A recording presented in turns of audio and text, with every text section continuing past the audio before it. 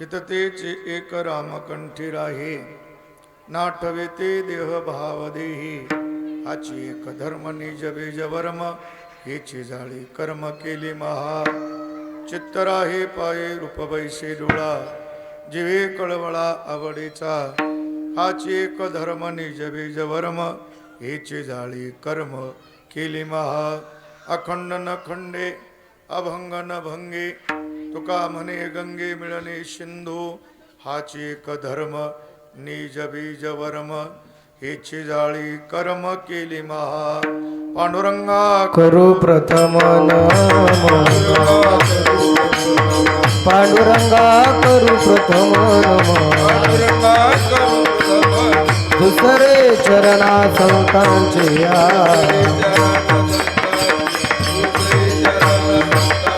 त्यांच्या कृपादाने कथेचा विस्तार, त्यांच्या कृपादाने कथेचा विस्तार.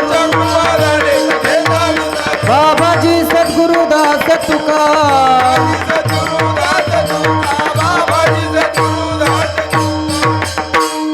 ओम नमो ज्ञानेश्वरा करुणाकरा दयाळा. तुमचा अनुग्रह लादलो पावन झालो चराचरी. ज्यांचे केल्या स्मरण होय सकळ विद्यांचे अधिकरण. तेची वंदू श्रीचरण श्री गुरूंचे ते नमस्कारोने आता. आता वंदू रंग भूमिका कीर्तने उभे होते त्या लोका. टाळ मृदंग श्रोते देखा त्या माझे नमन दंडवत. मस्तक हे पायावरिया वारकरी संतांच्या, वारकरी संतांच्या, वारकरी संतांच्या. मस्तक हे पाया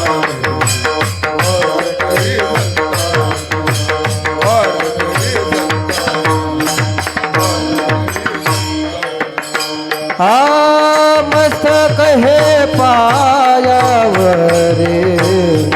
या वारकरी संतांच्या, या वारकरी संतांच्या, या वारकरी संतांच्या.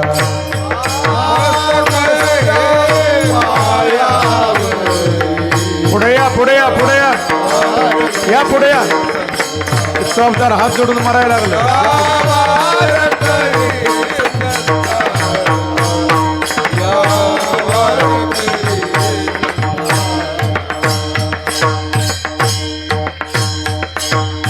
सेवे लागे सेवक झालो, तुमच्या लागलो निज चरणा.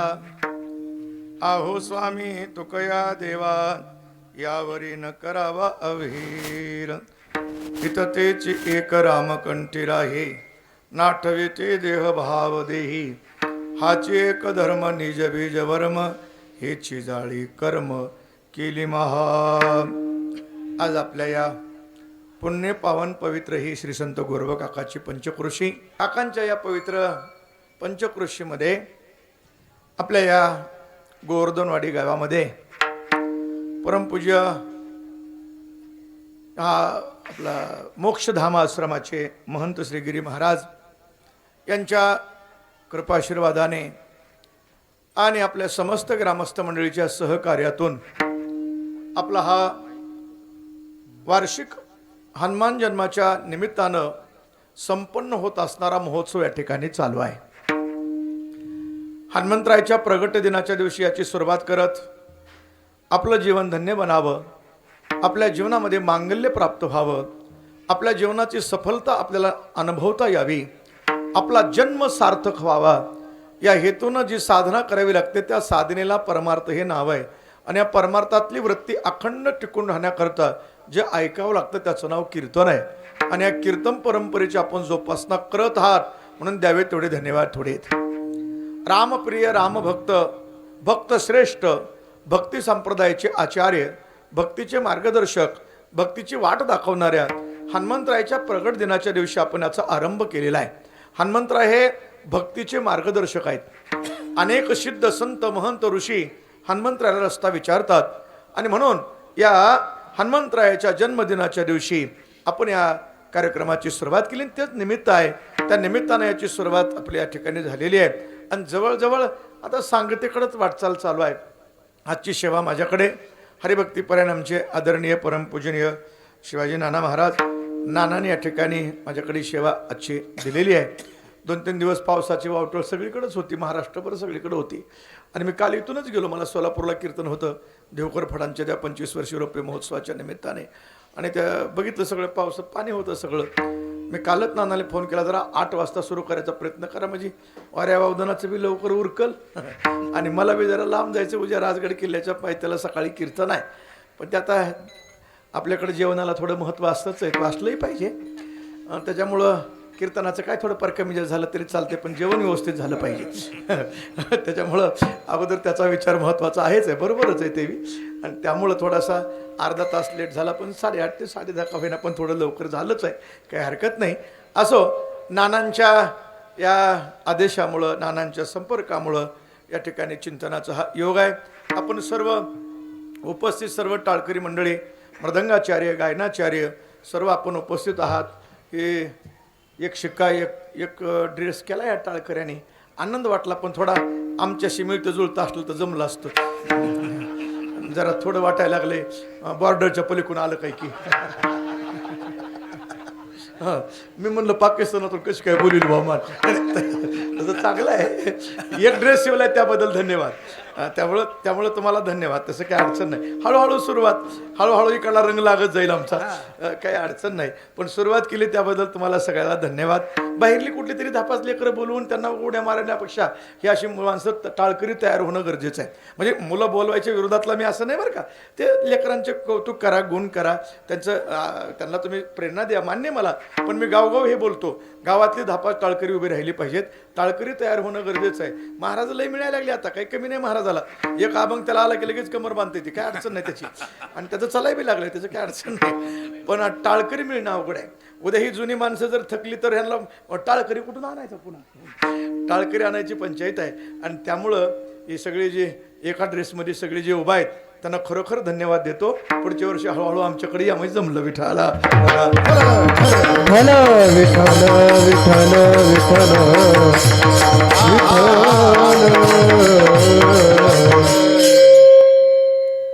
नाही जरा त्यांना मिळ लागा ना, ते त्याचं निश्चित हे असून चालत नाही, त्याला लावता आलं पाहिजे.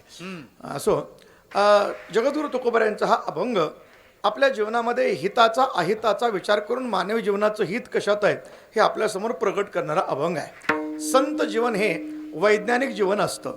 वैज्ञानिक ज्याप्रमाणे शोध करतात, संशोधन करतात, त्याप्रमाणे संत मंडळी अखंड संशोधन करत असतात. आणि त्यांचं जे संशोधन आहे, त्यांचं जे चिंतन आहे, त्यांचा जो अभ्यास आहे, त्याचा अभ्यास हा संपूर्ण मानवी समाजाच्या सुखाचा विचार करून केलेला असतो. त्यामुळं मनुष्य देहधारी प्राण्याचं हित कशात आहे याचा विचार संताकडे असतो. आणि मग तो हित आपल्याला मिळावं, ते हित आपलं साध्य व्हावं, ते हिताची लक्षणं आपल्या लक्षात यावीत आणि आपलं हित कशात आहे हेही आपल्या ध्यानात यावं, याकरता त्या हिताची लक्षणं संत आपल्यासमोर प्रगट करत असतात. आणि संत जीवनाचा जर विचार आपण केला, भारताची भूमी संतत्वाची भूमी आहे. तुम्ही कुठेही भूमीमध्ये जा, एखाद्या महापुरुषांची समाधी मिळेल, मठ मिळेल, एखादं शिवालय मिळेल, महात्म्यांचीच भूमी आहे. का तर हजारो महात्मे या पृथ्वी तलावर या भारताच्या भूमीमध्ये येतात.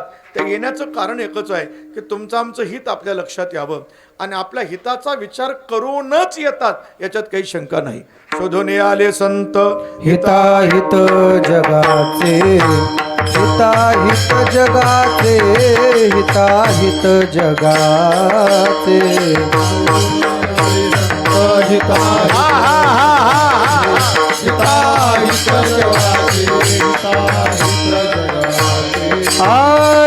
शोधून आले संत हिताहित जगाचे, हिताहित जगाचे, जगाचे हिताहित जगाचे.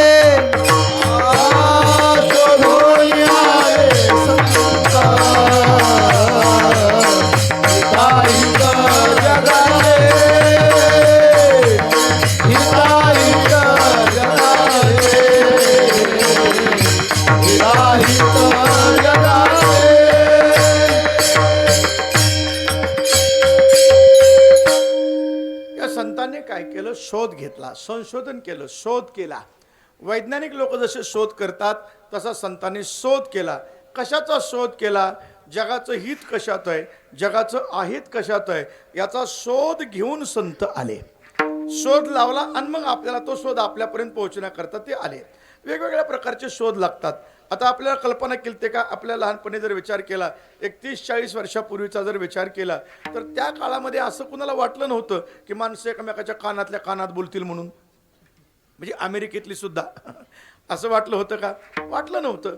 मग ते कानातल्या कानात अमेरिकेतला माणूस सुद्धा इथल्या भारतातल्या कानामध्ये बोलू लागला. हा काय शोधच आहे ना. त्याच्या पुढं शोध गेला. आता निस्ता बोलत नाही, त्याच्या समोर बसून बोलतोय असा. तिकडून ते जेवत जेवत बोलतोय, काय खायला ते आपल्याला दाखवतंय. हे असं कुणाला वाटलं होतं का? वाटलं नव्हतं ना. आपल्याला स्वप्नात बघा, लहानपणी तुम्हाला आठवत असलं तर हे जुनी माणसं जी 40 आता जी 50च्या आसपास आहेत त्यांनी, आता ते नवीन पोराला ह्या पोरांना माहीत नाही, ते इकडलं तिकडं ऐकायचं जावं म्हणून एक खेळ खेळायची पोरं. ते काडीपिटीचं खोकं असायचं का नाही, त्याला इकडून एक दोर बांधायचं आणि तिकडं दोर न्यायचं. तुम्हाला माहीत असलंच बघा, ज्याने खेळलाय त्याला माहिती आहे. ते लांब न्यायचा दोर त्यानं आणि ते दोरला इकडे बांधून त्याला असं कुर्र वाजवायचं, त्याच्या कानात ती वाजायचं तिकडं. ते ऐकू ती बघ शोधच होता ना तो. ते लहान लेकरं शोध करायची. म्हणजे प्रत्येक काय आहे, गरज ही शोधाची जननी आहे. माणसाची गरज वाढली की शोध वाढत जातो. पण सगळेही विज्ञानानं शोध, अनंत प्रकारचे शोध लावलेत. मोटर गाडी लावली, मोबाईल लावला, वेगवेगळे शोध लावले. पण ते जे शोध लावले ते शोध माणसाला सुखी करण्याकरता महत्वाची भूमिका बजावत नाहीत. ते शोध आहेत, मान्य आहे. त्यानं जीवन आमचं थोडंसं सोयीस्कर झालं असं म्हणतोय मी. सोयीस्कर झालं पण सुखी झालं नाही. विठाला विठाला विठ्ठल विठ्ठल विठ्ठल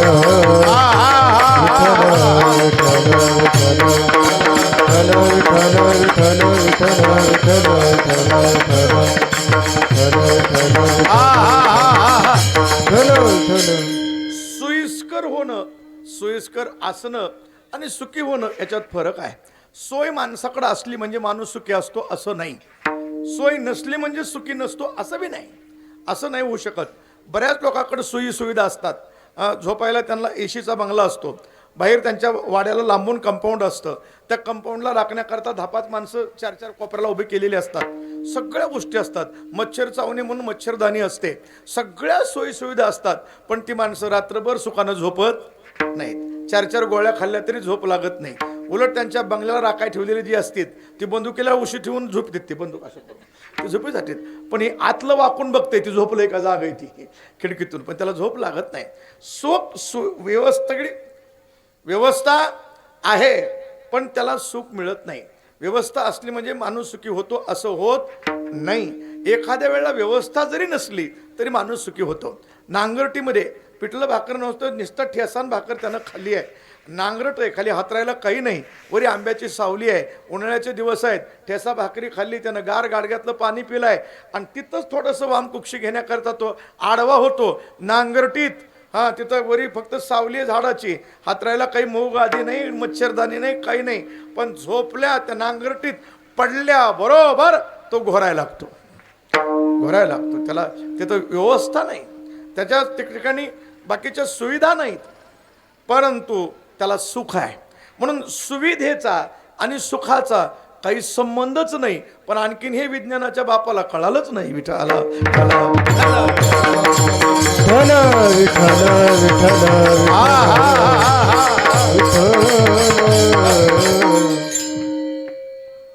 आणखीन विज्ञानाला शोध लागलेला नाही माणसाला सुखी करायचं. लागला का बापू? नाही लागला. एखादी गोळी आहे का कुठं तुमच्या भागात की गोळी खाल्ली की माणूस एक दिवसभर मस्त हसत राहतो? असं होत नाही. असं होत नाही. सुखी करायची गोळी नाही, सुखी करायचं इंजेक्शन नाही, त्याचा शोध नाही. मात्र तुम्हाला जर सुख पाहिजे असेल, विज्ञानाकडे जाऊन उपयोग नाही. विज्ञान तुम्हाला इमान देईल, विज्ञान तुम्हाला गाडी देईल, 4 व्हीलर गाडी देईल, एसी गाडी देईल, विज्ञान तुम्हाला सगळ्या गोष्टी देईल. ह्या सगळ्या गोष्टी कशा करतायत? सुविधे करतायत. त्या सुविधे करतायत, व्यवस्थे करतायत. पण व्यवस्थेकरता या गोष्टी जरी मिळाल्या तरी ते सुख देऊ शकत नाही. आणि या सुखाचा शोध ज्याने घेतलाय ते फक्त संत आहेत. विठाला विठाला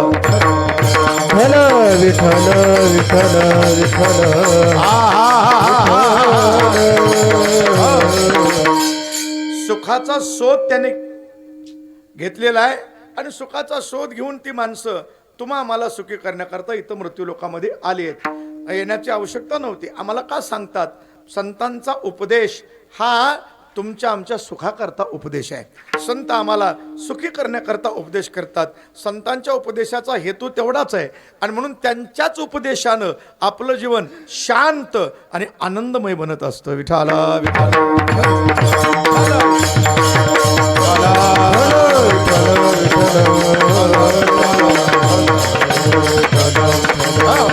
म्हणून उपदेशकाचा विचार करत असताना तुकोबारायांसारख्या महापुरुषाचा उपदेश का ऐकायचा? त्याची 2-3 कारणं लक्षात घ्या. एक कारण असं आहे की तुकोबारायासारखे महापुरुष तुम्हाला आम्हाला सांगायलाच आले. एक, त्यांना येण्याचं काही कारण होतं, आपल्याला सांगण्याकरताच देवानं त्यांना पाठवलं. एक. दुसरं कारण असं आहे की तुकोबारायांचा उपदेश का ऐकायचा? त्याचं कारण असं आहे की तुकोबाराय जो उपदेश करतात तो उपदेश अनुभव घेऊन करतात. 2. तिसरं कारण असं आहे तुकोबारायांचा उपदेश का ऐकायचा? तुकोबारायांच्या उपदेशाचं कारण ऐकण्याचं कारण एकच आहे की तुकोबाराय एक असे समर्थ आहेत की त्यांच्या उपदेशानं आपलं जीवन समर्थ बनतं म्हणून ऐकायचा. विठाला विठाला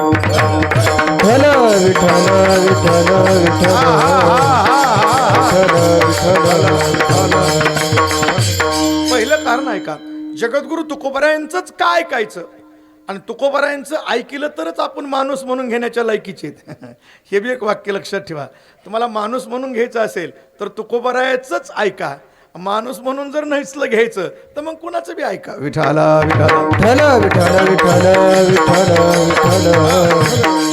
जगद्गुरु तुकोबारांनी सगळ्यात मोठी क्रांती नाना कुठली केली असेल तर तुकोबारायांची ही क्रांती आहे की माणसातला माणूस जागा केलाय तुकोबारांनी. आणि सहज नाही केला, शिव्या देऊन केलाय. विठाला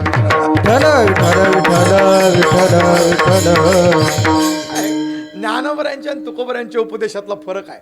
ज्ञानोबरा बी सांगतात हरिमुखे म्हणा, हरिमुखे म्हणा, हे उपदेशच आहे ना. ए बाबांवर हरिमुखे म्हणा, हरिमुखे म्हणा. पण ज्ञानोबरा कसं गोड बोलून सांगतात, माईसारखं आपलं.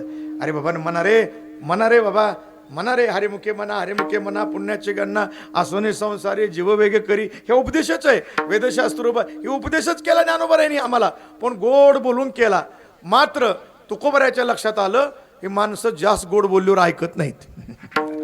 म्हणून तुकोबारांनी जरा भाषा कडक वापरली.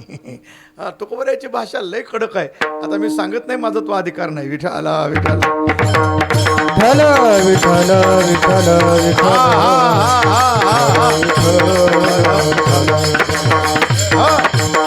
मग काही माणसाला प्रश्न पडतो, असं महाराजांनी बोलावं का? बोलावं का म्हणजे?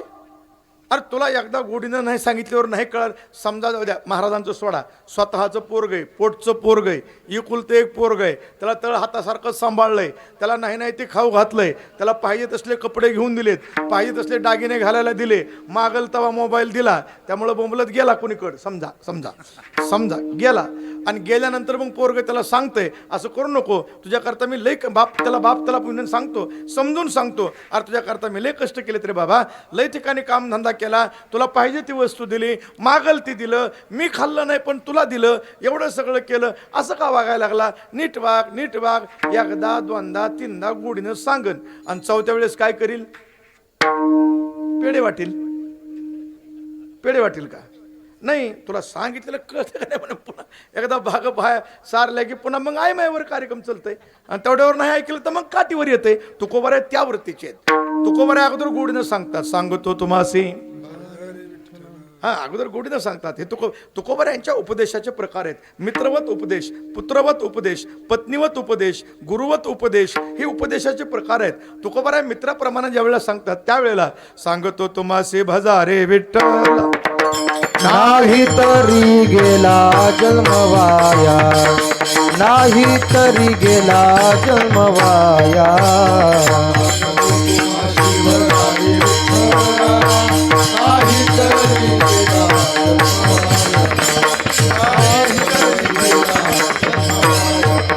सांगतो तुम्हासी भजारे विठ्ठला, नाही तरी गेला जन्मवाया, नाही तरी गेला जन्मवाया.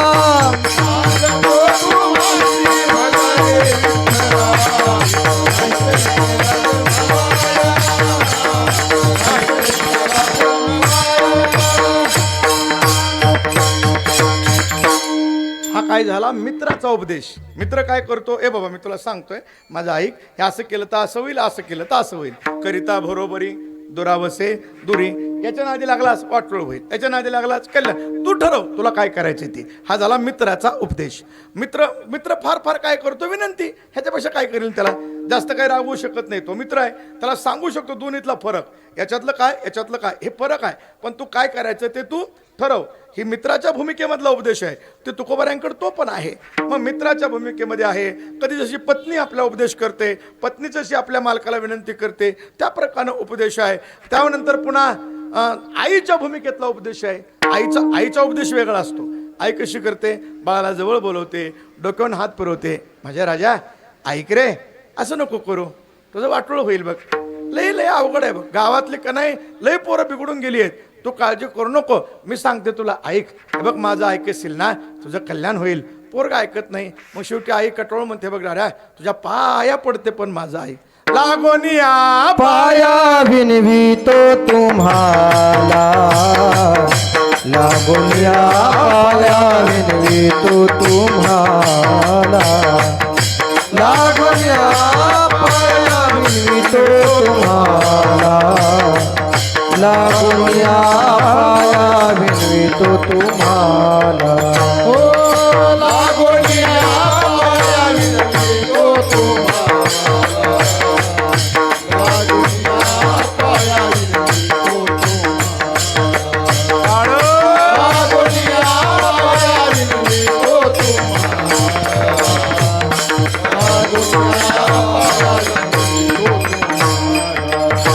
लागोनिया पाया विनवितो तुम्हाला, लागोनिया पाया विनवितो तुम्हाला, लागोनिया पाया विनवितो तुम्हाला, लागोनिया पाया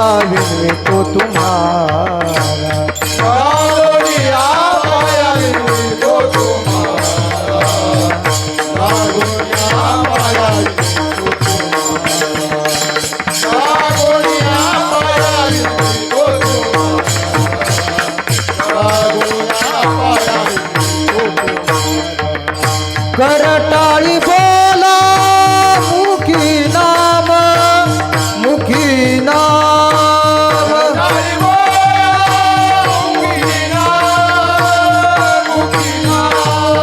करटाळी बोला मुखी नाम, मुखी नाम,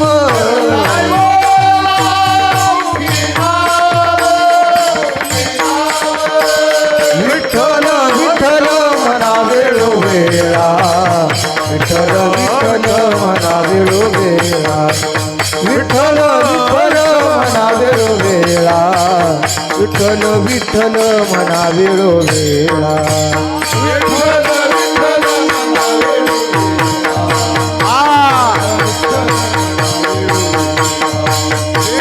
विठ्ठल मना वेळो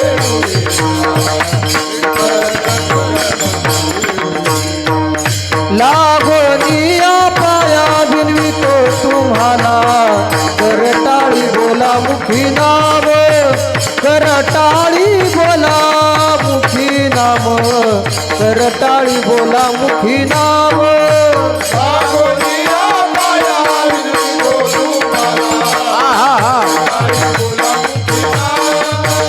करटाळी बोला मुखी नाम, करटाळी बोला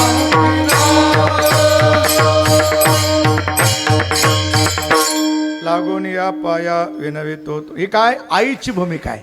आई कशी म्हणते, ए राजा माझा ऐक रे, तुझ्या पाया पडते. आई म्हणते का नाही, तसं तुकोबर आहे. आईच्या भूमिकेत ज्या वेळेला जातात त्यावेळेला लागून या पाया विनवितो तुम्हाला, करी टाळी बोला मुखी नाम, मी तुमच्या पाया पडतो बाबानो, देवाचं नाव घ्या रे, देवाचं नाव घ्या रे. हे तुकोबर आहे. आईच्या भूमिकेत जाऊन बोलतात.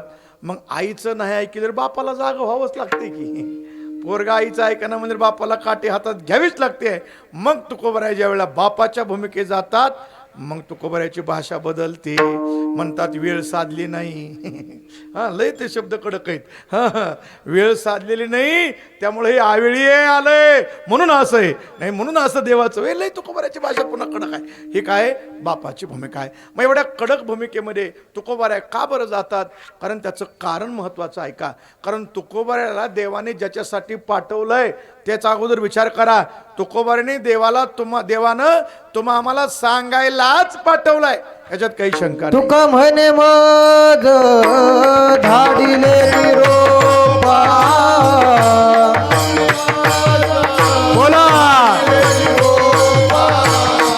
तुका म्हणे मज धाडिले निरोपा,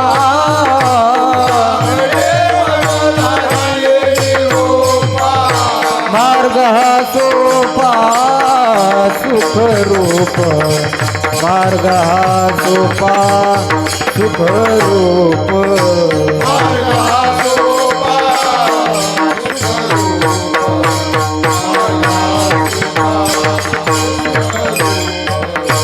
तुका म्हणे मज धाडिले निरोपा, तुका म्हणे मज धाडिले निरोपा,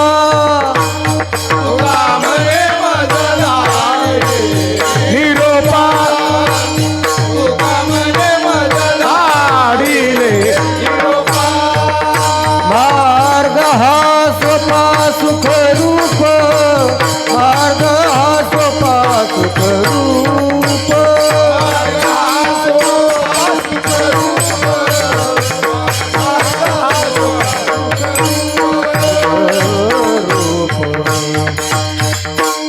तुकोबाऱ्या म्हणतात मला पाठवलेलं आहे, तुम्हाला सांगायलाच पाठविलंय, म्हणून तुम्ही नाही ऐकलं तर तुकोबाऱ्या रागावतील, गोड बोलतील, जमल ती करतील, पण सांगण्यासाठी आल्यामुळं ते सांगणारच. आणि म्हणून तुकोबाऱ्याला देवाने तुम्हा आम्हाला सांगायला पाठवलं असल्यामुळं आपण तुकोबाऱ्याचंच ऐकलं पाहिजे, कुणाचं ऐकून काही उपयोग नाही. एक. आता दुसरं कारण ऐका, तुकोबाऱ्या जे सांगतात ते बडबडीची वाणी नाही. तुकोबाऱ्या जे सांगतात ते जे सांगायचे ते प्रत्येक गोष्ट चाखून अनुभवलेली आहे.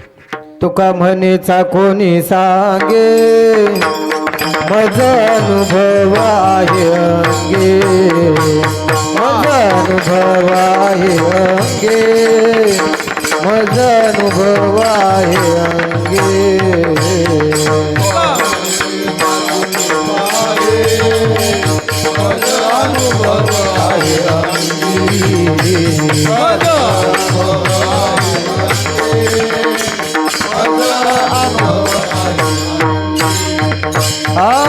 तुका म्हणे कोणी सांगे मज अनुभव आहे अंगे, का म्हणेचा कोणी सांगे मज अनुभव आहे अंगी. तुकोबाराय जे सांगतात ते अनुभव घेऊन सांगतात. उगं विनाकारण नुसतं सांगायचं आणि लांब जाऊन बसायचं असं नाही.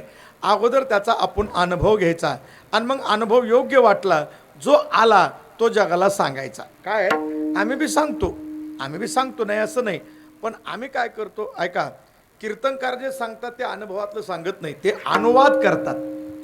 तुकोबाराय अनुभवानं सांगतात, आम्ही अनुवादानं सांगतो. विठाला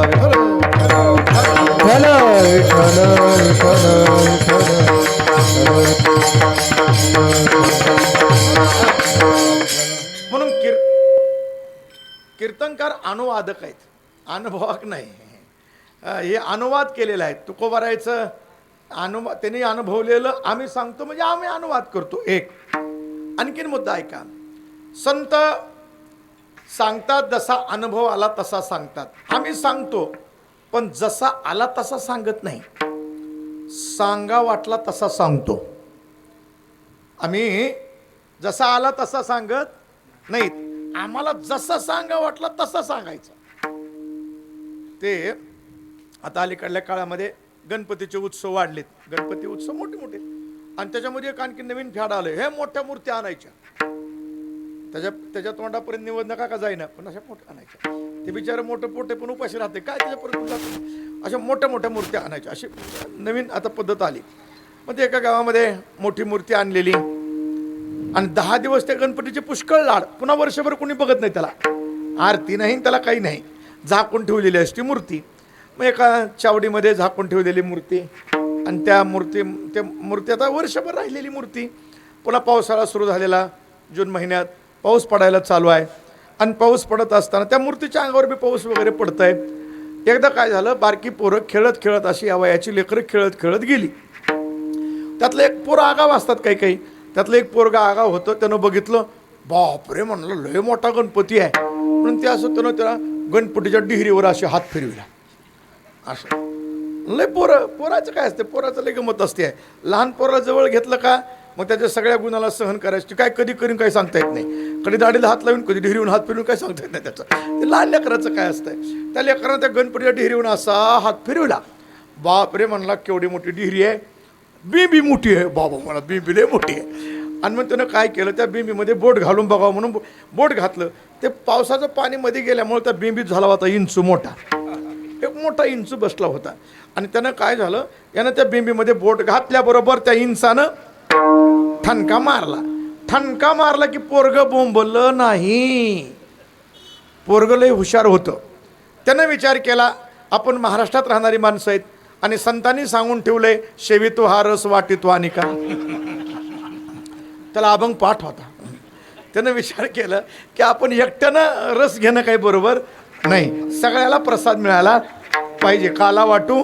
त्यानं ते पाठ केलं. मग त्यानं बोंबलं नाही. त्यानं काय केलं, ते गप्प उभं राहिलं, बाजूला आलं, पुन्हा हाक मारले बाकीच्या, ए इकडे.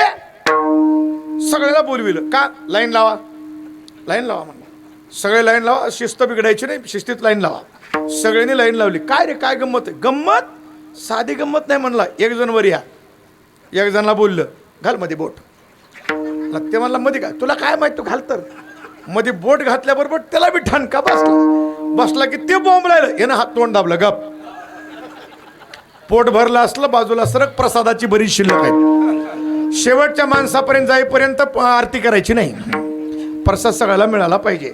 सगळ्या पोरांना ठणका बसला. कशामुळं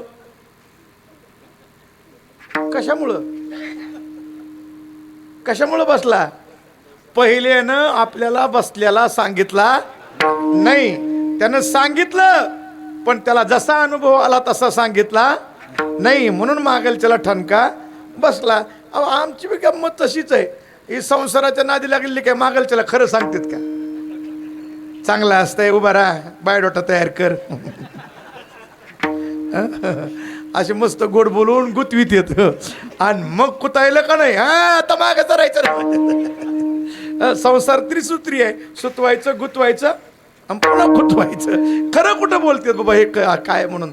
आम्हाला आमचा अनुभव आम्ही सांगतो, पण जसा आला तसा सांगत नाहीत. संत मात्र जसा आला तसा सांगतात, म्हणून संतांचं ऐकायचं. तिसरं कारण मी तुम्हाला काय सांगितलं, संताचा उपदेश कोणाचा ऐकावा? जो समर्थ आहे त्याचा ऐकावा. समर्थाच्या उपदेशानं आपल्यामध्ये सामर्थ्य प्राप्त होत असतं. आणि मग तुकोबाराय कसे आहेत? समर्थ आहे. धन्य तुकोबा समर्थ, धन्य तुकोबा समर्थ, धन्य तुकोबा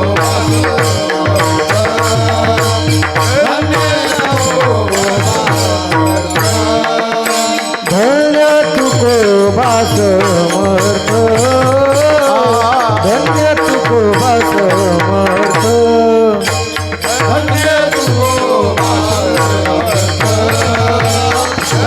तुकोबा समर्थ. जिने केला हा पुरुषार्थ, जिने केला हा पुरुषार्थ, धन्य तुकोबा समर्थ, धन्य तुकोबा समर्थ.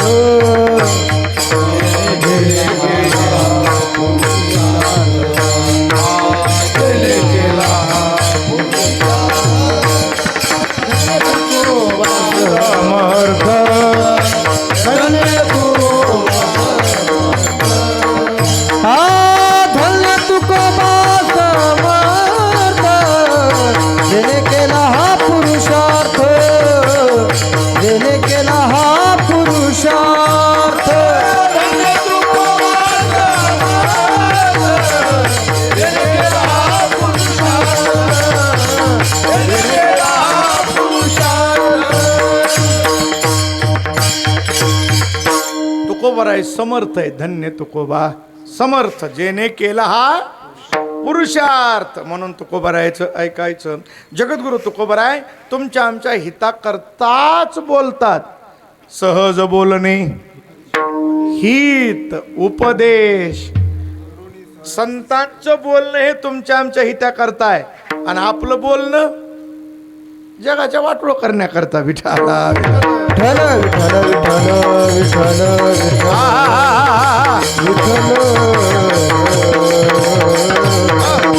म्हणून तुकोबारे आपल्या हिताचं बोलतात. बाबानो, मनुष्य देहासारखा तुम्हाला देह मिळालेला आहे. या देहामध्ये हित करून घेण्याचं सामर्थ्य आहे, बाकीच्या देहामध्ये हित करून घेण्याचं सामर्थ्य नाही. मला सांगा, बैलानं किती कष्ट केले, किती कष्ट केले, दिवसाची रात्र त्यानं आवत वडलं, गाडी वडली, किती कष्ट केले, तर बैलाचं काही हित आहे का? काही हित होणार आहे? त्याला काय हित होणार आहे? त्याचं काहीच हित होणार नाही. त्याला काय मिळणार आहे? वाळल्याला कडबान लय झाले ते पिंडीचं टोपलं मिळन काय बैलाला? काय मिळत नाही. रात्रंदिवस कष्ट करतं पण त्याचं काही हित होत नाही. किती जरी कष्ट केलं तरी त्याला त्याचं हित करून घेण्याचं ज्ञान नाही ना. म्हणून किती जरी कष्ट केलं तरी बैलाचं हित होत नाही. तरी पण कष्ट केल्याशिवाय राहत कोण? विठ्ठला विठ्ठला विठ्ठल विठ्ठल मी बैलाचं सांगितलं बरं का, 4 पायाच्या. तुम्ही दुसरीकडे जायचं नाही. कष्ट केल्याशिवाय ती राहत नाही. त्याला तुम्ही म्हणा, तुम्ही अहो एवढी तळमळ काढल्यावर रानामध्ये इथं घंटाभर आमचा इना घ्या. इन्याला वेळ आहे का माझ्याकडे? मग तुझ्याकडे कशाला वेळ आहे? दारं धराय, शेण काढायला, ह्याच्याकरता वेळ आहे. तिथं कष्ट एवढं करते, काय त्याच्यात फायदा आहे का? फायदा काही नाही ना. तिथं 1 तासभर विना घेतलास तुला किती पुण्य होईल, किती त्याला किती जप होईल, किती साधना होईल, पण ते फायद्याकडे येत नाही. म्हणून कष्ट करतो पण त्याला हित होत नाही महाराज. म्हणून आपण जे कष्ट करतो, जी साधना करते ती आपण हिताकरता केली पाहिजे. आणि हित करून घेण्याचं ज्ञान फक्त कोणाला आहे? माणसाकडंच आहे. बाकी दुसऱ्या देहामध्ये हे ज्ञान आणि हे ज्ञान नाही. कोठे? आणि दुसरीकडे ज्ञान आहे बाहुल्य मनुष्य देही निज ज्ञान घातले पायी. हे ज्ञान फक्त माणसाच्या देहाकडे. बाकी सगळ्या गोष्टी सगळीकडे आहेत. आहार निद्रा भय मैथून सर्व विषय समसमान. मनुष्य देहीचे ज्ञान विशेष जाण उद्धवा. आहार निद्रा भय मैथून सगळं सारखं आहे. जनावरालाही भूक लागते, माणसालाही भूक लागते, पण जनावराच्या पुढं जनावर टाकल ती खातेत, माणसाच्या पुढं टाकल ती खातेत का? हा, टाकून दिलेलं खातील. नाही, आता गोवर्धनवाडीच्या सगळ्या लोकांनी बंद केले असं मला कळालं. 70% लोकांनी माळा घातल्यात असं मला मग मेजर साहेबांनी सांगितलं. मेजर साहेबाकडे आम्ही जेवायला गेलतो ना, ते म्हणले बाबा आले आमच्याकडे गावात, त्यामुळे आता बरीचशी माणसं, नाहीतर तुम्हाला माणसं गावात दिसतच नव्हती. मी म्हणलं कुठं दिसत होती? म्हणले तळ्याच्या काठावर दिसत होती.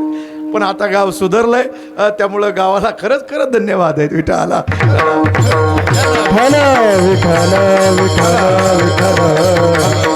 विठ्ठल विठ्ठल.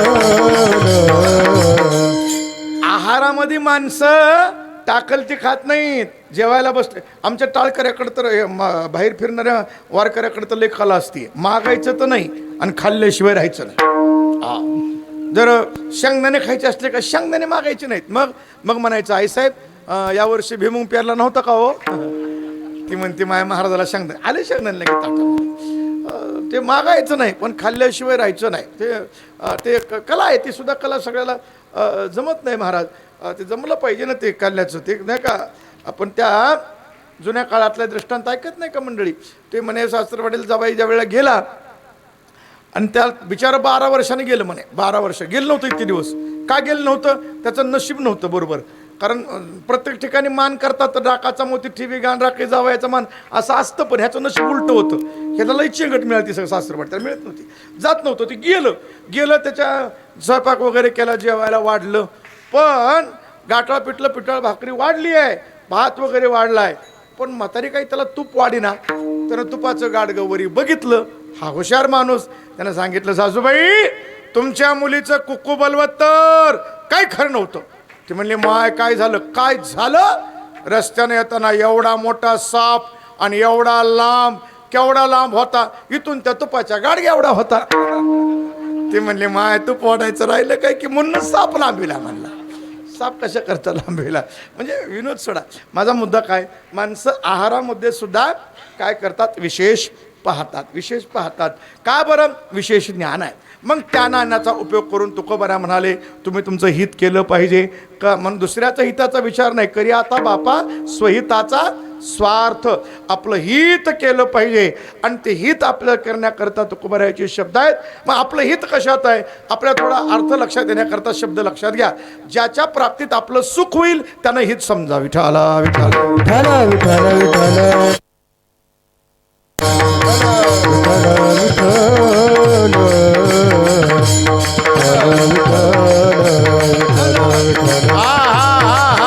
मग आपलं हित कशानं होईल याचा विचार फार महत्त्वाचा आहे.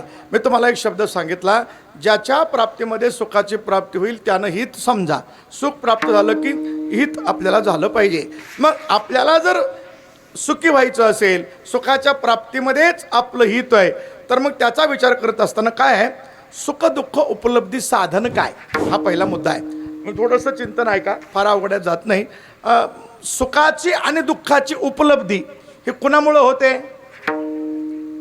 सुख कशानं होतं मी विचारलं नाही. सुख किंवा दुःख दोन्ही बी, सुख आणि दुःख याची जी उपलब्धी आहे ते भोगणारं काय आहे, शरीर आहे. सुख दुःख उपलब्धी साधनम शरीरम, हे शरीर सुखाचं आणि दुःखाचं उपलब्धी साधन आहे. म्हणून शरीराचं वर्णन करत असताना धरी चांगलं बी नाही आणि दर वाईट नाही, दोन्ही बी एकाचा अभंगात दोन्ही विषय आहेत. शरीर उत्तम चांगले, शरीर सुखाचे घोषले, शरीरे साध्य होय केले, शरीरे साधिले परब्रह्म. पुढं शरीर रोगाचे, शरीर दुर्गंधीचे, नाही अपवित्र शरीर आईसे, म्हणजे शरीर ओखटे ना चांग. मग शेवटचा शब्द आहे, शरीर ओखटे ना चांग, शरीर चांगलं बी नाही आणि वाईट बी नाही, हे दोन्ही गोष्टी करत आहे. हे शरीर आपल्याला सुखाची उपलब्धी करून देतं, हे शरीर आपल्याला दुःखाची उपलब्धी करून देतं. ऐका, आता जर माणसाला जर सुखाची अनुभूती प्राप्त करून घ्यायची असेल तर आता त्याच्यापेक्षा जरा हा सिद्धांत कळण्याकरता तुम्हाला एक छोटा प्रश्न विचारतो. मला सांगा, माणूस सगळ्यात जास्त सुखी कशानं होईल, सगळ्यात जास्त सुखी कशानं होईल, तुम्हाला सुख पाहिजे का नाही, मग सांगा की.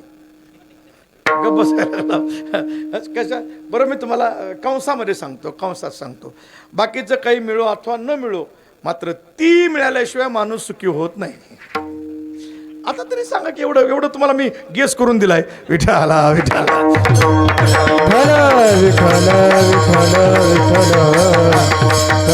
ऐका ऐका, मी सांगतो. तिचं नाव आहे झोप. तुम्ही दुसरीकडे गेला, कारखान्याच्या शेजारी राहणारी माणसं, आणि तेरणा कारखाना जुनाच प्रसिद्ध आहे. ऊस काढाय, साखर साखर साखर साखरासाठी ऐका, त्या तिचं नाव आहे झोप. माणूस झोपल्याशिवाय सुखी होत नाही. आता माझा पुढं प्रश्न आहे, झोपल्यानंतर माणूस सुखी का होतो, झोपल्यावरच सुखी का होत. बघा, बाकीचं काही मिळो अथवा न मिळो, समजा एखाद्या माणसाला जेवायला आवडतंय, त्याला सांगितलं तुला काय खायचे, गुलाबजामुन बासुंदी श्रीखंड जिलेबी काय खायचे तेवढं खा, झोपायचं जमल का, ते म्हणून चुलीत टाक, घंटाभर पडू दे. एखाद्याला पैसा आवडतो, मोज, जेवढा मोजशील तेवढा तुझाच, पण झोपायचं जमल का, जमणार नाही. तुम्ही झोपीच्या विरोधात काही बी लावा, काही लावा, काय बंगला गाडी पैसा अडका सगळ्या गोष्टी, पण झोपल्याशिवाय माणूस सुखी होत नाही.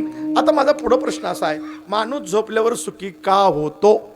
ऐका, त्याचं उत्तर असं आहे, माणूस झोपल्यावर सुखी का होतो, ज्या वेळेला माणूस झोपतो त्यावेळेला देहासहित जगाला विसरतो. म्हणून त्याचं उत्तर असं आहे, जोपर्यंत माणूस देहासहित जगाला विसरत नाही तोपर्यंत सुखी होऊ शकत नाही. एकदा का माणूस झोपला, मग त्याच्या शेजारी वाघ आला काय, साप आला काय, राक्षस आला काय, त्याला काही फरक पडत नाही. आणि आता जर साप आला तर नाही, येत नाही, घाबरू नका, येत नाही, तुम्ही घाबरू नका. आला तर आता माणसं बसतील का इथं, नाही. मग झोपलेल्या माणसाला, समजा इथं माणूस झोपला आणि साप आला, काय फरक पडेल का, नाही. का, कारण तो देहासहित जगाला विसरलेला आहे. म्हणून जोपर्यंत देहासहित जगाला माणूस विसरत नाही तोपर्यंत सुखी होऊ शकत. देहाचा विसर केला न देसचार, केला न देसन संचार केला आनंद संचार देहाचा विसर केला आनंद संचार केला आनंद संचार केला आनंद संचार आ देहाचा विसर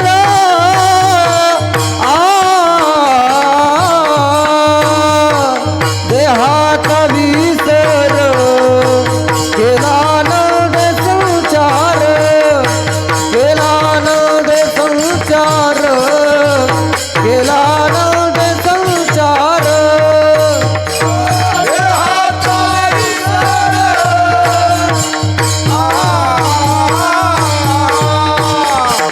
देहाचा विसर केला आनंद संचार केला आनंद संचार केला आनंद संचार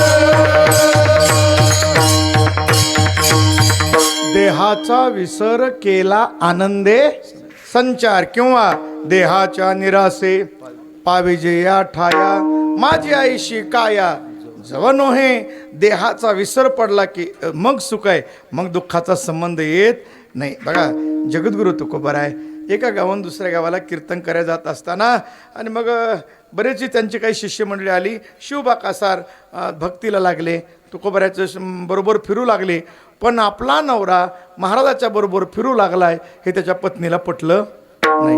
माय उठलं की महाराजाबरोबर, उठलं की महाराजाबरोबर. ह्याला काही संसार कळा नाही, ह्याला व्यापार कळा नाही, ह्याला काही धंदा कळा नाही. ह्या महाराजानं माझ्या मालकाला बिघडिलंय, दाखविते म्हणले याला हात माझा कस काय. तिनं पक्क मनात ठरवलं. आणि स्त्रियांच्या मनात काय ठरलं जातं ते कोणाच्याच बापाला कळत नाही. असं मी सांगत नाही, शास्त्र सांगतंय. पुरुषस्य बघा स्त्रीश चरित्रम पुरुषस्य भाग्यम देवो न जानाति कुतो मनुष्य हा असा एक श्लोक आहे. पण झाल्या बाकी सगळं सांगायचं नाही, मला बी जेवायला जावं लागते घरी. पुन्हा कधी कधी विठाला विठाला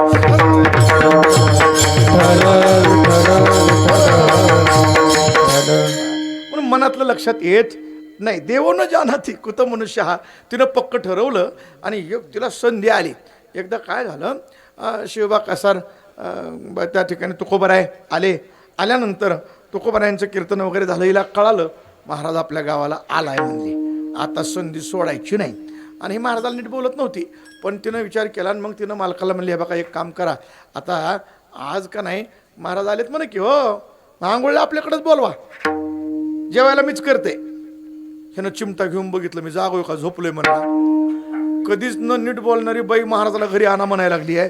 बरं त्याला त्याची इच्छा तर होतीच की महाराज आपल्या घरी यावेत, पाय लागावं. पण आता गृहमंत्र्याचा आदेश नव्हता म्हणून बिचार आपलं मधल्यामध्ये कुठत होतं. आदेश मिळाला, त्याला आनंद वाटला. खरं म्हणते, अहो खरं सगळी व्यवस्था केली मी, तुम्ही काळजी करू नका, बोलवा. ते पळपुळ आला म्हणला, महाराज आज माझ्या भाग्याचा उदय दिसायला लागलाय, आमच्या घरी सगळी व्यवस्था आंघोळी सहित चला. तुकोबर म्हणे काय कुठं तरी जायचं आपलं, जातो तू काही काळजी करू नको, मी जातो घरी आंघोळला. आणि तुकोबर आपलं सकाळी सकाळी पाट्याचा काकडा संपला की आले. आता हिनं काय केलं तर महाराजाची खोड मोडायची म्हणजे पुन्हा आपल्या गावात दिसलाच नाही पाहिजे म्हणून तिनं रात्रीच्याला उठून पाणी तापाय ठेवलं होतं. रात्रीच्याला उठली, जाळ घातला, लाकडं घातली, पाट 4 वाजल्यापासून पाणी तापवलं. उकळी आली ती पाण्याला, उकळी कडकड कडकड पाणी उकळत होतं. त्याच्यामध्ये जर बोट बुडलं तर त्याच्यामध्ये तळून निघल एवढं पाणी उकळी आलेलं. काही नाही, कल्पना नाही तुकोबरायला.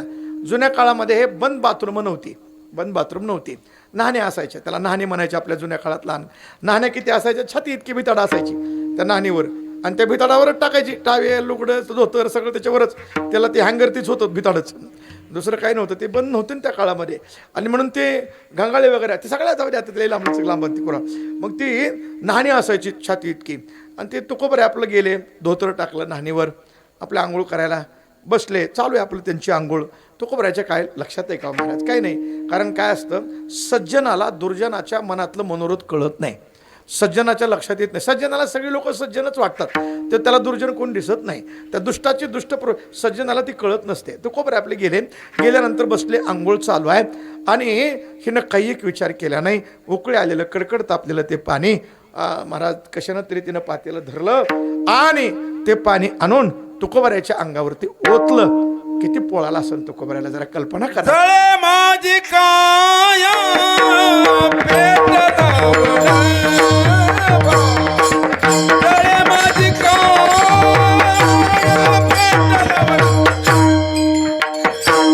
जळे माझी काया लागला वनवा. जळे माझी काया लागला वनवा. जळे माझी काया लागला वनवा. जळे माझी काया लागला जळे माझी काया लागला वनवा. जळे माझी काया लागला वनवा. आवडे केशव माया बापा.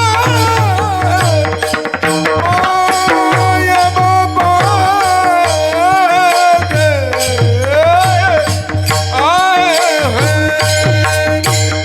आवडे केशव माया बापा. माया बापा. जय मालिका कांती रोमावळी पेटली सकळ. कांती रोमावळी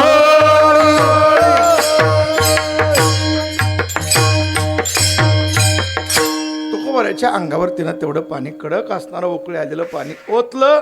तुकोबऱ्याला काही कमी पडलं असेल का महाराज? केवढ्या तुकोबऱ्याला वेदना झाल्या असतील, तुकोबऱ्याच्या अंगावर काही फोड आले नसतील का? किती असणारे तुकोबऱ्याला ते पाणी उकळी टाकलं त्या दुष्ट माऊलीनं ओतलं असेल. तुकोबऱ्या तिला काही बोलले नाहीत. तुकोबऱ्या काही बोलले नाहीत. तुकोबऱ्याने तिच्याकडे वाईट नजरेनं सुद्धा पाहिलं नाही. अरे तुकोबऱ्याने नुसते डोळे उघडून पाहिलं असतं, जळून राग झाली असतं होती. तुकोबऱ्याला त्रास देणं काही साधी गोष्ट वाटली का? मात्र तुकोबऱ्या काही बोलले नाहीत. किती तुकोबऱ्याला पोळलं असेल, तुकोबऱ्या तिला काही बोलले नाहीत. आतल्या आत फक्त पांडुरंगाचा धावा केला.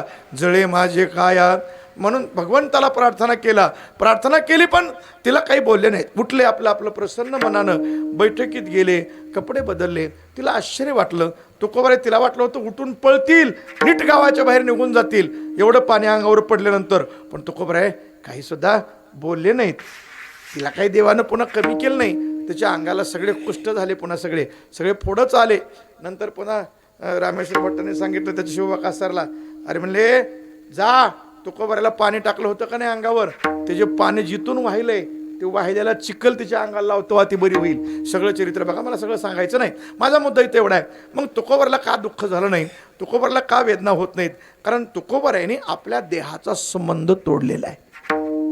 तुकोबऱ्याने देहाचा संबंध तोडल्यामुळं त्या तुकोबऱ्या देहाच्या संबंधानं होणाऱ्या सुखदुःखाचा काही संबंध येत नाही. विठाला विठ्ठल विठ्ठल विठ्ठल विठ्ठल.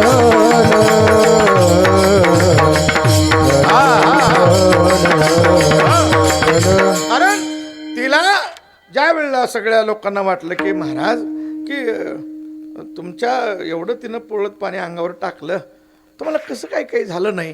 तुकोबऱ्या म्हणले, अरे येड्यानो, देहाचा माझा काय संबंध आहे? असो ऐसा कोठे आठवची नाही. असो ऐसा कोठे आठवची नाही. असो ऐसा कोठे आठवची नाही. असो ऐसा कोठे विदेही भोगदशा भोगदशा. विदेही भोगदशा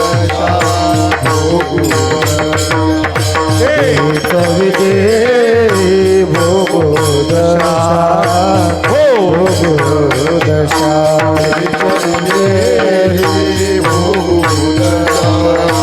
भोगदशा असो ऐसा कोठे आठवची नाही. असो ऐसा कोठे आठवची नाही. असो ऐसा कोठे आठवची नाही. असो ऐसा कोठे आठवची नाही असो ऐसा कोठे आठवची नाही असो ऐसा कोठे हा हा हा हा असो ऐसा कोठे आठवची नाही असो ऐसा कोठे असो ऐसा कोठे आठवची नाही देहीच विदेही भोगू दशा देहीच विदेही भोगू दशा देहीच विदेही भोगू दशा असो ऐसा कोठे आठवची नाही देही देही देही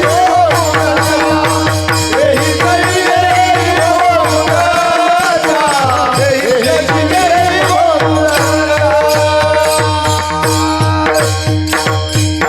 तुकोबऱ्या म्हणाले ह्या देहाचा आणि आमचा काय संबंध राहिलाय देहीचं विदेही हे कुत्ता जाने आणि चमडा जाने वाली बात आहे हं? हे फक्त कीर्तनात सांगायला बरं का आमच्या कोणतंच अपेक्षा करू नका मी तुम्हाला सुरुवातीला सांगितलंय आम्ही अनुवाद करतोय अनुभव नाही विठाला विठ्ठल विठ्ठल ते कबीरदासजी महाराजांना कुत्रं चावलं म्हणे रस्त्याला चालले होते कुत्र्यानं चावा घेतला रक्त निघू लागलं लोक म्हणाले ओ महाराज काय बघा की पायाकडं का कुत्रं चावलंय पायाला कुत्रं बघा जरा कबीरदास म्हणले काय करायचे मला माझं काय घेणं नाही कुत्ता जाने शमणा जाने कारण देहेच विदेही बहुदशा देहाचा विसर पडलेला आहे मग आता देहाचा विसर पडला की आपल्याला सुखरूप अवस्था प्राप्त होते लक्षात आलं पण देहाचा विसर पडेल कशानं तर परमात्म्याचं चिंतन केलं तर देहाचा विसर पडतो चिंतने चिंतने तद्रुपता भगवंताचं चिंतन केलं की मग देहाचा आठव राहत नाही गोविंद गोविंद मना लागलिया छंद मग गोविंद ते काया भेद नाही देवा तया एकदा का परमात्म्याच्या चिंतनामध्ये मन रमलं कारण हे मन आहे ना एकदा दोन गोष्टीचा विचार करीत नाही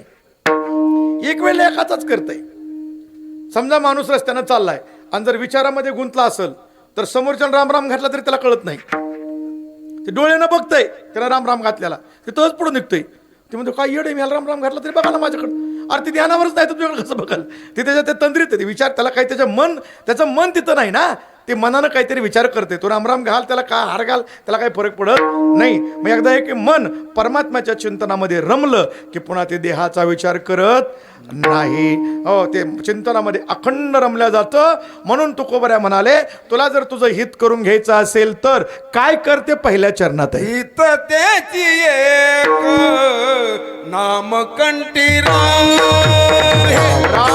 हित त्याची एक नामकंठी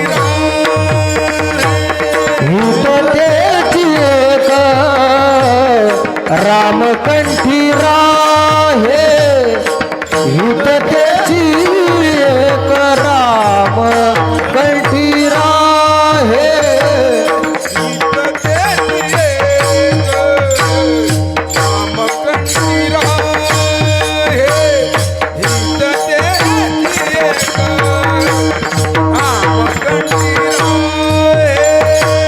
हित त्याची एक रामकंठी राहे हित त्याची एक रामकंठी राहे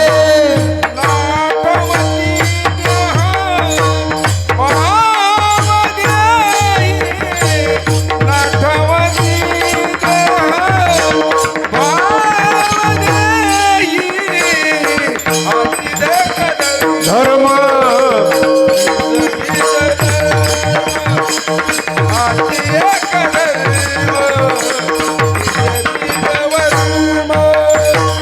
नाठविती देह भाव देही नाठविती देह भाव देही हाची एक धर्म निज बीजवर्म हाची एक धर्म निज बीजवर्म हित त्याची एक नामकंठी राहे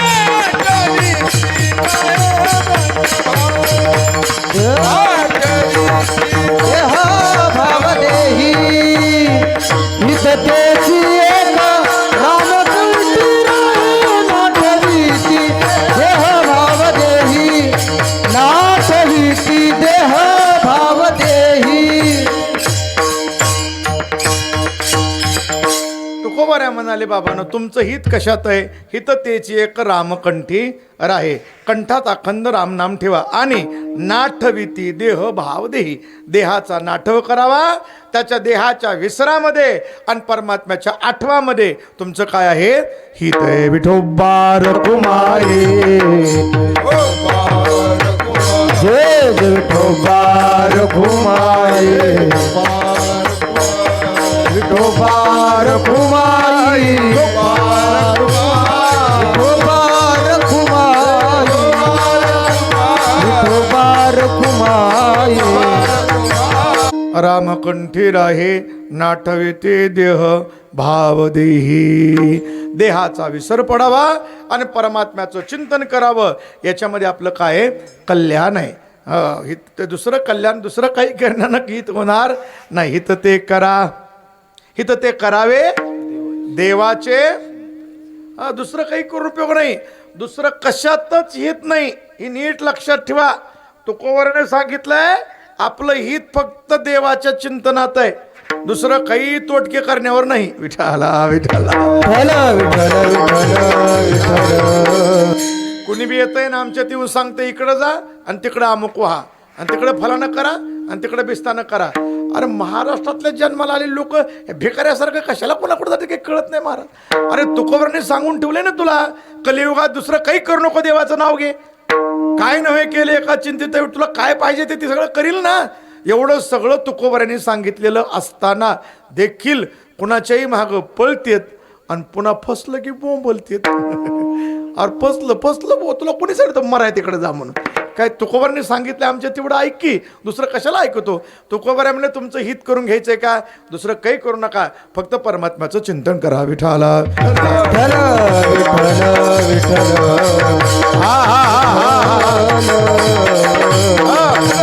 आणि अखंड जर रामाचं चिंतन केलं तर तुमचं दुःख सुद्धा सुखामध्ये बदलून जाईल. कामामध्ये काम, काही म्हणा, राम राम जाईल भवश्रम, सुख होईल दुःखाचे. सीताराम सीताराम सीताराम कहिए, चाहे बिदी राखे राम, ताहे बिदी रही. आम्हाला एक प्रार्थना होती ऋषिकेशला, पहाटे 4 वाजता, लय गोड. सीताराम सीताराम सीताराम कहिए, चाहे बिदी राखे राम, ताहे बिदी रही. अरे भगवंताचं चिंतन करावं, त्याला जसं ठेवायचंय तसं राहावं. आणि मग काम करत असताना मुख में हो राम नाम, राम सेवा हात मी. मुखामध्ये रामाचं नाम आणि जी बी काम करायचंय ती रामाची सेवा म्हणून करायचं. शेती कर, काय धंदा कर, काय बी कर, मुख में हो राम नाम, राम सेवा हात मी. असं जर काम केलं तर तू अकेला नहीं प्यारे, राम तेरे साथ में. तू एकटा राहणार नाही, प्रभू तुझ्या बरोबर आहेत. आणि तेवढ्यातून जर तुला काही फायदा झाला, तोटा झाला, लाभ झाला, हानी झाली तर विधी का विधान जान, हानी लाभ पाये. चाहे बिदी राखे राम, ताहे बिदी रही. सीताराम सीताराम सीताराम कहिए, चाहे बिदी राखे राम, ताहे बिदी रही. म्हणून महाराज म्हणतात हित तेची एक, रामकंठी राहे नाठविते देह भाव देही. आणि हे जे परमात्म्याचं नाम आहे ना, महाराज म्हणले शरीर ज्या धर्मात जन्माला आलं तो धर्म वेगळा, पण शरीरानं जो साधायचा आहे तो धर्म वेगळा. आणि परमात्म्याचं नाम हाच धर्म आहे दुसऱ्या चरणात. हाची एक धर्म, हाची एक धर्म, निज बीज वर्म, निज बीज वर्म, निज बीज वर्म. हाची एक धर्म, हाची एक धर्म. बोला हाची एक धर्म, निज बीज वर्म, निज बीज वर्म, निज बीज वर्म. हाची एक धर्म. हाची एक धर्म निज बीज वर्म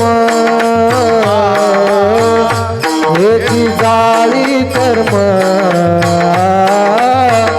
हेची जाळी कर्म केली महा हाचे एक धर्म हाचे एक धर्म निज बीज वर्म निज बीज वर्म निज बीज वर्म हाचे एक धर्म हाची एक धर्म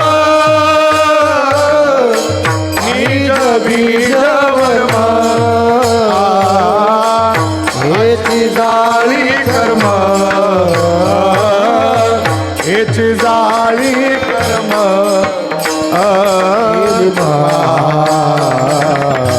हाची एक धर्म हाची एक धर्म निज बीज वर्म निज बीज वर्म निज बीज वर्म हाची एक धर्म हाची एक धर्म निज बीज वर्म हेची जाळी कर्म केली महा केली महा हेची जाळी कर्म केली महा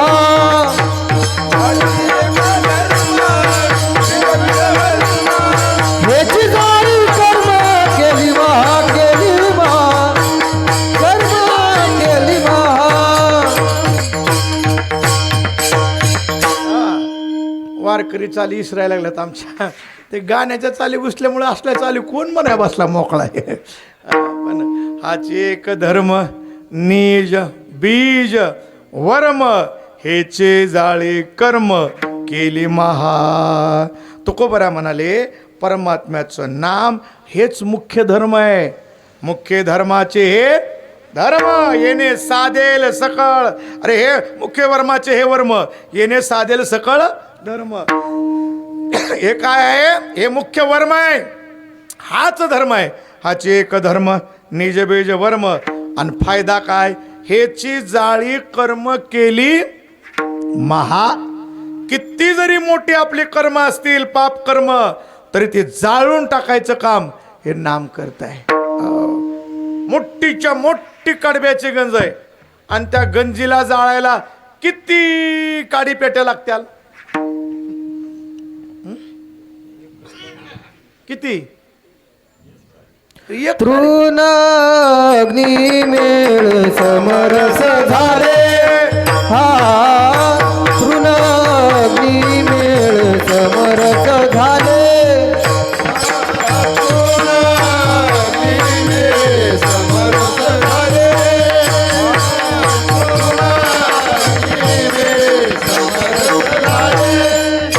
तैसे नामे केले जपता हरी बोला.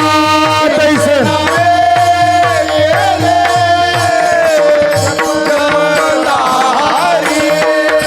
तैसे नामे केले तैसे नामे केले जपता हरी. ऐसे नामे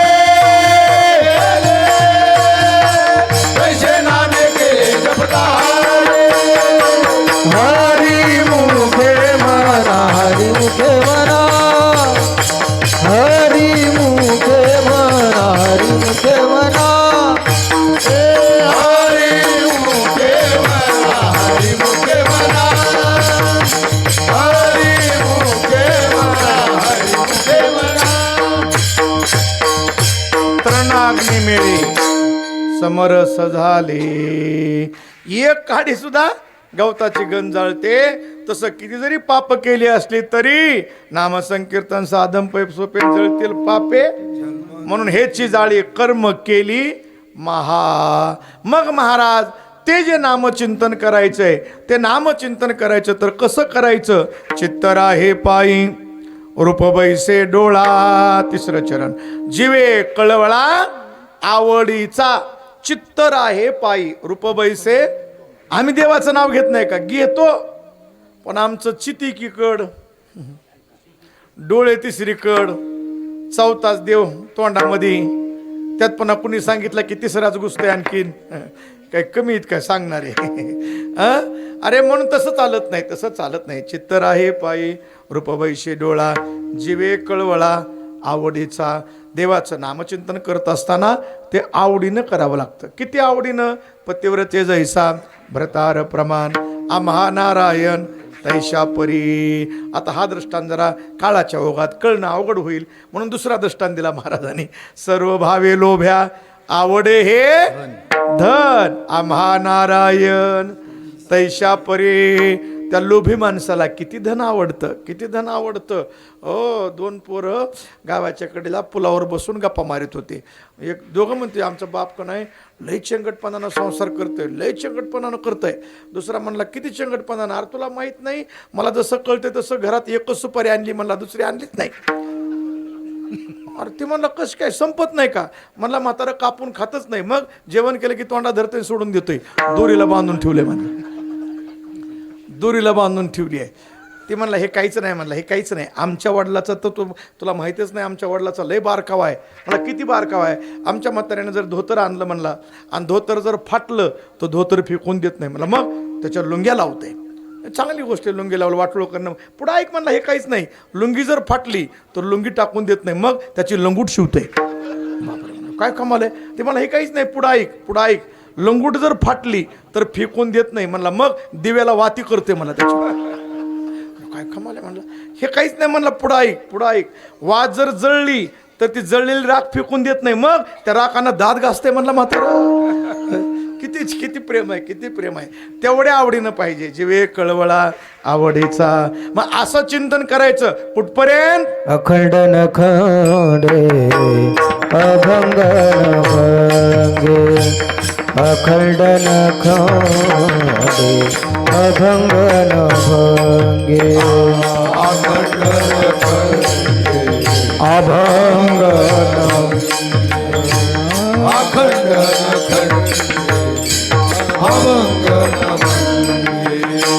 अखंड नखंडे अभंग नभंगे, अखंड नखंडे अभंग नभंगे,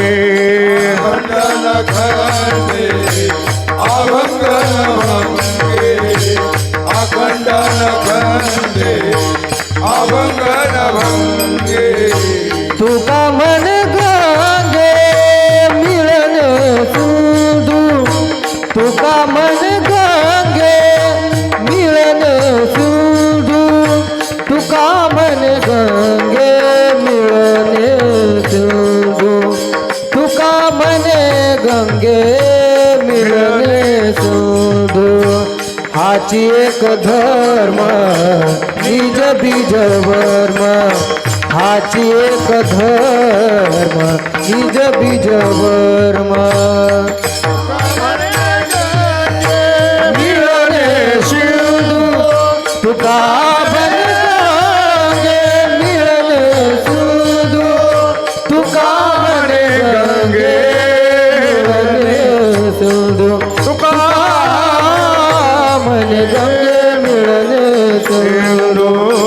हाची एक धर्म निज बीज वर्म, हेची गावी कर्म केली महा.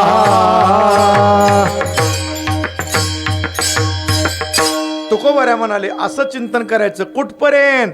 जोपर्यंत नदी कुठपर्यंत वाहते समुद्राला मिळत नाही तोपर्यंत. तसं हे जीवन परमात्म रूपाला प्राप्त होत नाही तोपर्यंत चिंतन करत राहावं. अखंड न खंडे अभंग न भंगे, तुका म्हणे गंगे मिळणे सिंधू. आणि त्याच्यातच आपलं कल्याण आहे. म्हणून व्हावे तुमचं हित व्हावं वाटत असेल तर महाराज म्हणतात हित तेची एक रामकंठी राही, नाटविते देह भावदेही, हाची एक धर्म निज बीज वर्म, हेची जाळी कर्म केली महाज्ञानेश्वर. माऊली ज्ञानराज माऊली तुकाराम